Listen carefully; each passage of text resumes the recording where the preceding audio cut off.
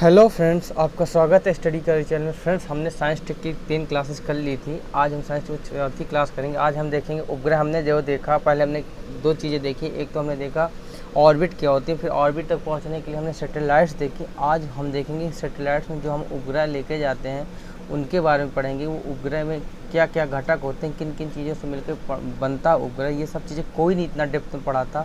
मैंने वादा किया साइंस टेक पढ़ाऊँगा तो मैं आपको पूरा पढ़ाऊँगा। तो मैं आपको बताता हूँ, मैंने आपको क्या समझाया था कि अगर ये पृथ्वी है, अगर ये पृथ्वी है और हमको यहाँ तक पहुँचना है, ये लियो मियो जियो है, तो हम जिस सेटेलाइट्स की मदद से, ये सेटेलाइट है मान लो, तो हमको यहाँ तक पहुँचना है, तो ये सेटेलाइट कोई ना कोई उपग्रह लेके जाती है, कोई ना कोई उपग्रह तो लेके जाती लाती है। तो हमने ये ऑर्बिट का अध्ययन तो कर लिया, हमने सेटेलाइट भी जान लिया। और जिन्होंने प्रीवियस क्लासेस नहीं देखी ना फ्रेंड, वो कृपया करके ज़रूर उन क्लासेस को देखें, क्योंकि उन क्लासों से आपको बहुत नॉलेज मिलेगा। अगर आप प्रीवियस क्लास नहीं करेंगे तो इस क्लास में आपको उतना समझ में नहीं आएगा। फिर भी अगर आप देख लेंगे तो और अच्छा रहेगा। चलिए मैं आपको उपग्रह पढ़ाता हूँ। उपग्रह पढ़ाने से सब कोई पढ़ा देता है। मैं आपको उपग्रह की फ़ोटो दिखाता हूँ, उसके घटक दिखाता हूँ, क्योंकि क्या होता है ना कि एक बार फ़ोटो देखने से ज़्यादा समझ में आता है। तो चलिए मैं आपको फ़ोटो दिखाता हूँ उसकी उपग्रह की। देखिए ये है उपग्रह, ये एक उपग्रह है फ्रेंड। बहुत मेहनत लगती है यार ये सब के लिए, और प्लीज़ सपोर्ट मी यार। इसी तरह प्यार बना के रखोगे आप तो ये उपग्रह है। ये एक मान लीजिए पृथ्वी है, ये उपग्रह है, ये फोटोग्राफी करते हैं। ये उपग्रह का ये हिस्सा है, ये वाला, ये एंटीना है, जो ये एंटीना, ये उपग्रह। इस उपग्रह को मैंने खोल के यहाँ दिखाया है कि उस उपग्रह में क्या क्या होता है। ठीक है, एक मिनट, एक इसमें क्या क्या होता है। तो चलिए मैं देर न करते हुए स्टार्ट करता हूँ। ठीक है, बताता हूँ आपको। तो देखिए जो उपग्रह में ये चीज़ लगी है, ये चीज़, ये जो पतली डंडी दिख रही है ना, इसके कमांड एंटीना कहता है। अभी मैं इसकी दो तीन इनको मैं समझाऊंगा भी। इसको कमांड एंटीना कहते हैं, लिखा है। ठीक है, ये चीज़ को जो इसमें जो ये लगा है, ये चीज़ जो इसमें लगी होती है, ये संचार एंटीना कहलाता। तो ये आपको बता दूं, ये संचार एंटीना है, ये संचार एंटीना है जो ये लगा होता है। फिर ये जो आपने सोलर पैनल देखी होंगी, जो सोलर पैनल लाइट बनाई जाती है। अब रिन्यूएबल एनर्जी बढ़ाऊंगा तो उसमें मैं आपको प्लेट का पूरा हिस्सा पढ़ाऊंगा। तो ये सोलर पैनल ही लगा है। ये इस हिस्से को पूरा सोलर सेल कहते हैं। इसी में ही ये छोटी छोटी जो ये चीज़ ये है, ये बैटरी कहलाती है उपग्रह की। और इसके बाद ये जो हिस्सा है, ये हिस्सा रिसीवर कहलाता है, रेडियो रिसीवर कहलाता है। और ट्रांसमीटर, अभी मैं आपको दिखाऊंगा ट्रांसमीटर क्या होता है, ट्रांसपोंडर क्या होता है, मैं आपको सब बताऊंगा। अभी थोड़ा सा मैं आपको दिखा रहा हूँ उपग्रह के घटक क्या क्या होते हैं। ठीक है, उपग्रह में क्या क्या घटक लगे होते हैं। फिर इसके बाद ये रॉकेट ईंधन होता है जिसमें फ्यूल भरा जाता है। और ये मुख्य रॉकेट मोटर कहलाती है, ये चीज़ हिस्सा। इसके बाद इसमें ये रॉकेट प्रोदक, इसमें फ्यूल भरा जाता है। इसमें भी ईंधन, यहाँ भी फ्यूल भरा। अभी रॉकेट प्रोदन क्या होता है मैं बताऊँगा। और ये है कैमरा, ये कैमरा लगा होता है जिससे वो फोटोग्राफी करता है। इसमें आपको मैं सिर्फ बता रहा था घटक में क्या क्या होता है।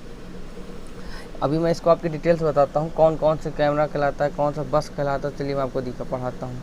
तो देखिए अभी मैंने आपको समझाया। देखिए बस क्या होता है, इसमें इस उपग्रह में के मुख्य घटक, उसमें आप दो तीन लाइन समझिए। बस क्या है, उपग्रह का वह हिस्सा जो पेलोड क्या भी बताऊँगा, और संबंधित उपकरणों को वहन करता है। बस क्या कहलाता है, उपग्रह का वह हिस्सा जो पेलोड और संबंधित उपकरणों का वहन करता है, उसे बस कहते हैं। इसके अंतर्गत सोलर पैनल क्या है, मैंने देखो सोलर पैनल क्या है, ये लगी है, ये सोलर पैनल एंटीना। ठीक है, सोलर पैनल, विद्युत बैटरी, ये है विद्युत बैटरी, ये है विद्युत बैटरी, और तथा प्रतिक्रिया नियंत्रण। अब जो है, अगर यहाँ से आपको सैटेलाइट भेजा गया तो सैटेलाइट उसी जगह पहुँचना चाहिए जहाँ हमको पहुँचाना, नहीं वही एसएलवी ना हो जाएगा। अभी जिसको मैंने आपको समझाया था कि ये जिसमें अभिमन्यु को चक्र में घुसना आता था, निकलने था। आप या तो आप देखते होंगे रामायण महाभारत में कि चाहे जो कुछ भी हो जाए, उनकी दो तीरों की चोंच में चोंच जरूर मिलेगी। अगर एक तीर यहाँ से आएगी तो दूसरी तीर जब यहाँ से आएगी तो बिल्कुल कुछ भी हो जाए दोनों आपस में ही भिड़ेंगी। क्यों? उस समय का अब ये कलयुग का ही है जो कंट्रोलिंग कहलाता, हमको जहाँ भेजना है वहाँ पहुँच करती हैं। इसके बाद जो उपग्रह प्रक्षेपण से लेकर कक्ष में स्थापित होने के लिए जिम्मेदार होती है उसे बस कहा जाता है। अब पेलोड क्या होता है? पेलोड आपको बताऊं, देखो पेलोड क्या कहलाता है? अपना उद्देश्य पूरा करने के लिए उपग्रह को एंटीना, अभी मैंने आपको समझाया एंटीना ये लगा संचार एंटीना, कैमरा भी मैंने आपको दिखाया था, ये है कैमरा, और रडार क्या होती है मैं आपको पढ़ाऊंगा बहुत डिटेल से रडार के बारे में। ये जब डिफेंस पढ़ाया जाता है वहाँ रडार एक तरह से कहें तो जो ब्लास्टिंग मिसाइल होती हैं उन पे नज़र रखना या कोई हमारे देश में कुछ कर ना दे, उसमें रडार लगा के रखा जाता है जिससे हमको पता चल जाता है कि कौन हमें आक्रमण करना, कौन हमारे कंट्री में मिसाइल दाग रहा है। और भी मैं डिटेल से आपको समय बताऊँगा, ठीक है। जैसे वैज्ञानिक उपकरणों की आवश्यकता होती है इन्हें पेलोड कहा जाता है। संचार उपग्रह का मुख्य पेलोड ट्रांसपोंडर क्या होता है? ट्रांसपोंडर क्या होता है आपको ये भी समझा देता हूँ वैसे, ये ठीक है, ये स्पेक्ट्रम साइड में वैसे पढ़ाया जाता है, फिर मैं आपको बता देता हूँ क्या होता है ट्रांसपोंडर। जैसे मान लीजिए ये सैटेलाइट है, ठीक है, और ये पृथ्वी में एक व्यक्ति खड़ा है, एक पृथ्वी में दूसरा व्यक्ति यहाँ खड़ा है, तो जो यहाँ से भेजा गया, यहाँ से भेजे गए कम्युनिकेशन के लिए, जैसे मान लीजिए कम्युनिकेशन कर रहा है, जैसे पूछता है भाग में दिखा गया, तो यहाँ से अपनी भेजा और ये सैटेलाइट उसको कन्वर्ट करके उस इधर पहुँचाता है। इसे ट्रांस मीन्स ट्रांसफ़र करना, पोंडो में रिसीवर करना, तो इसी को कहते हैं ट्रांसपोंडर। मतलब कि एक जगह से कम्युनिकेशन के लिए भेजना और दूसरी जगह उसको रिसीव करना, उसे ट्रांसपोंडर कहा जाता है। आप फ़ोन में यहाँ से बोलते हैं, वो वहाँ रिसीव करता है। ये कैसे करता है? ये उपग्रह की ही मदद से किया जाता है, तो इसको ही ट्रांसपोंडर कहा जाता है, ठीक है। ट्रांसपोंडर अब आपको समझ में आ गया क्या होगा।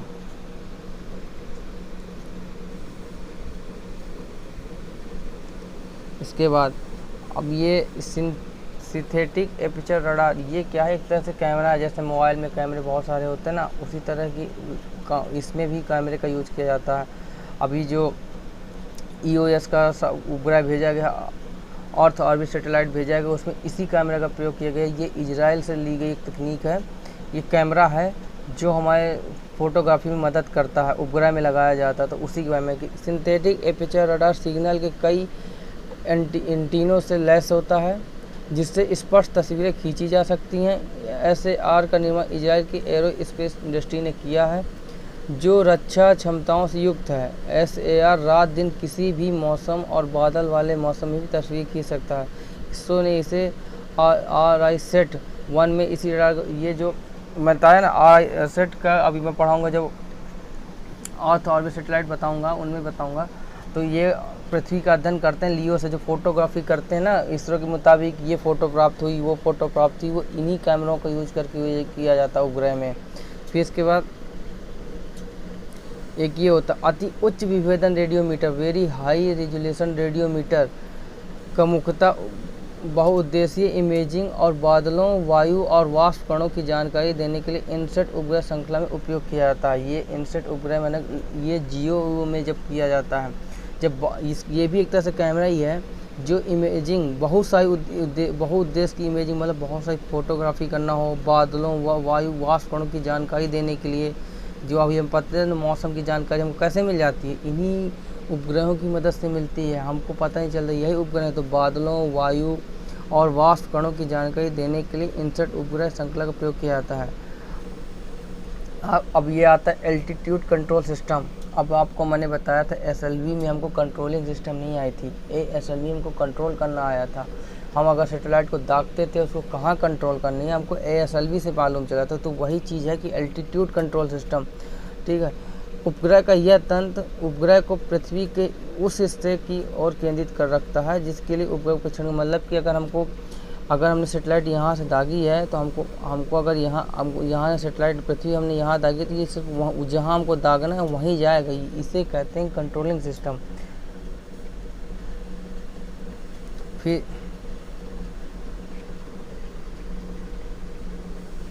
फिर आता है ऊर्जा तंत्र, पावर सिस्टम। ऊर्जा तंत्र उपग्रह के बाहर पैनलों में, सोलर पैनल मैंने बताया था ना, पैनलों में लगे हुए सोलर सेलों से वो बिजली पैदा करते हैं। और अब ये क्यों बिजली पैदा करते हैं, तो आपको मैंने बताया था ना कि जब कैमरे को, उपग्रह के कैमरे को फोटोग्राफी करनी होती है, तो जब वो खुद के कैमरे की लाइट का प्रयोग करता है, तो आपको ये पता चल गया होगा कि कौन कैसे उसको लाइट प्राप्त होती है। मतलब जैसे हमारे मोबाइल का फ्लैश, हम फ्लैश जलाते हैं तभी लाइट जलती है ना मोबाइल की, तो उसी तरह इसमें भी है कि जब उसमें लगे होते हैं ऊर्जा तंत्र उपग्रह के बाहर पैनलों से सोलर सेल्स को बिजली पैदा होती है, तो उन्हीं की मदद से वो फोटोग्राफी करता है, जिसे निष्क्रिय फोटोग्राफी उपग्रह सेटेलाइट कहा जाता है। इसके बाद और 2-3 लाइन है उसी में। आज उपग्रह में ये है, एक बार फिर देख लीजिए, ये है, ये इसमें मैंने लिखा भी, उपग्रह का आंतरिक भाग, ईंधन टैंक, बैटरी, प्रोसेसर, एंटीना लगा, ये सोलर पैनल कहलाता है, ये रॉकेट मोटर कहलाती है। देख लीजिए पूरा। और टेलीमेट्री और निर्देश तंत्र क्या कहलाता है। टेलीमेट्री वही चीज़ है कि एक उपग्रह अंतरिक्ष में जाकर अपने संचालन के बारे में जो सूचना पृथ्वी को पेश करता है। मतलब आप जानते हो ना, आप क्या कहते हो, हमको पता, अभी जैसे हम चंद्रमा में भेजा गया, हमको वहाँ से जानकारी मिली, मंगल ग्रह से जानकारी, हमारे उपग्रह जा के वहाँ से जानकारी प्रदान करते हैं। अगर उसको साइंस टेक में भाषा बोले कि जो अंतरिक्ष में जाके हमारे उपग्रह पृथ्वी को हमारे सेटेलाइटों से उनको जानकारी प्राप्त होती है इसरो को, उसके लिए टेलीमेट्री शब्द का प्रयोग किया जाता है साइंस। अगर आपसे एक शब्द में पूछे टेलीमेट्री क्या है, तो टेलीमेट्री कुछ नहीं है कि हमारे उपग्रह जो अंतरिक्ष में जाके, वायुमंडल में जाके वहाँ से हमको जो जानकारी प्राप्त कराते हैं उसे ही टेलीमेट्री कहा जाता है। टेलीमेट्री क्या है, एक उपग्रह अंतरिक्ष में जाकर अपने संचालन के बारे में जो सूचनाएं पृथ्वी पर प्रेषित करता है उसे टेलीमेट्री कहा जाता है। प्रणोदक क्या होता है, ये अभी मैंने रॉकेट के ईंधन के रूप में प्रयुक्त होने वाला पदार्थ, ठीक है, को तकनीकी भाषा में प्रणोदक कहा जाता है। वही जो मतलब फ्यूल कहाँ, तो जो जिस फ्यूल, क्योंकि वो बिना फ्यूल के थोड़ी जलेगा, जो इसमें लगा भी है, ये लगा है रॉकेट प्रणोदक, यही ये चीज़ जो यहाँ भरी है यहाँ, तो ये आपको चित्र बहुत मदद करेगा उसमें समझने में। अब आपको ना मेरे हिसाब से पूरा समझ में आ गया होगा ये चीज़ कि क्या है उपग्रह, क्या होते हैं उपग्रह में। इतना मैं आपको कल पूरे इंजन पढ़ाऊँगा, कौन कौन से इंजन होते हैं उपग्रह में, जो यूज सैटेलाइट लेके जाती है उनमें जो इंजनों का उपयोग किया जाता है कौन कौन, उसमें आपको बताऊँगा। विकास इंजन क्या होता है, क्रायोजेनिक इंजन क्या होता है, स्कैम जेट क्या होता है, रैम जेट क्या होता है, मैं आपको पूरे इंजन को मैं बताऊँगा, तो ठीक है। हाँ, और एक चीज़ और फ्रेंड बताना चाहूँगा आप लोग को, इसमें मैं आपको बताना चाहूँगा,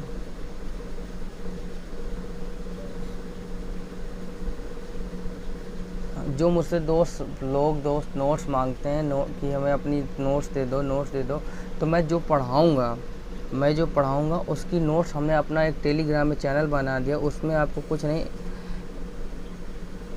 स्टडी करियर सर्च करना है, स्टडी करियर ऐसे सर्च करना है, ऐसे स्टडी करियर सर्च करना। उसमें हमने ग्रुप बना दिया स्टडी करियर का टेलीग्राम में, जिसको भी नोट्स चाहिए, जैसे अभी सुमित सर ज्योग्राफी पढ़ाए हैं, अपलोड कर रहे होंगे अपना वो वीडियो, जिनको उस पूरी रॉक्स की बेहतरीन नोट्स चाहिए, मैं जो पढ़ा रहा हूँ, जैसे स्पेस पढ़ा रहा हूँ, जिसको नोट्स चाहिए वहाँ से वो पर्याप्त कर सकता है, वहाँ आप ज्वाइन कर लीजिए। आपको हर तरह की जानकारी और नॉलेज वहाँ से आपको मिलता जाएगा कि क्या होने वाला, कौन कौन से नोट्स हैं, आपको वहाँ से उपलब्ध हो जाएंगे। तो आप इस नाम को सर्च कर लीजिएगा, आपको वहाँ से जानकारी प्राप्त हो जाएगी। और प्लीज़ यार, जैसे आप लोग इतने जल्दी हमको सपोर्ट किए हो, प्यार किए हो, आप इसी तरह साथ बना के रखिए। और प्लीज़ यार अपने दोस्तों को शेयर करने के लिए कहो, खुद शेयर करो यार, मुझे बस आपका साथ चाहिए और कुछ नहीं। इसके साथ मैं क्लास ख़त्म करता हूँ। जय Hind, thank you so much.